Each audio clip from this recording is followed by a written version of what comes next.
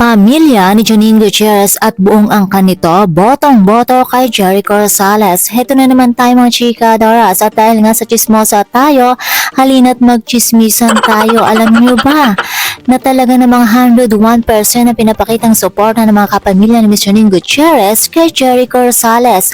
Ayon pa sa chika, sa lahat daw ng naging boyfriend ni Miss Janine, Eco daw ang pinaka nagustuhan nila dahil natutuwa daw mga ito sa ipinapakitang respeto at pagmamahal ng aktor sa dalaga. Gayun din syempre sa pamilya nito. Madalas din kasi nilang nakakabanding si Eco at hindi lang ang mga magulang at kapatid ni Janine ang kaklose ni Eco kundi pati ang mga pinsan niya at buong angkan pa.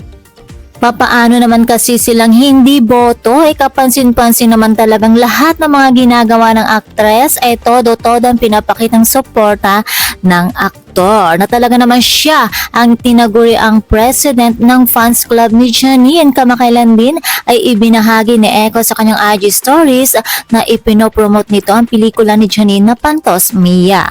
Napaka-sweet at gentleman talaga ni Eco kaya hindi na nakapagtatakang botong-boto sa kanya ang pamilya ni Janine. Kaya naman maging sila ay todo-todo din ang suportang ipinapakita nila kay Eco. Nakita din naman siguro nila kung gaano kasaya si Janine sa aktor. Maging kami din ng mga fans ni Janine ay botong-boto kay Eco.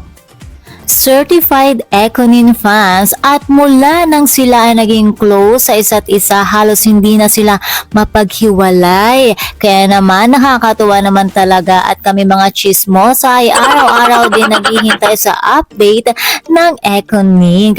Kaya naman mga chika Doras, patuloy pa din nating suportahan sina Jericho Rosales at Janine Gutierrez. And that's all for now mga chika Doras. For more showbiz update, please don't forget to like, share, and subscribe my channel. Thank you for watching.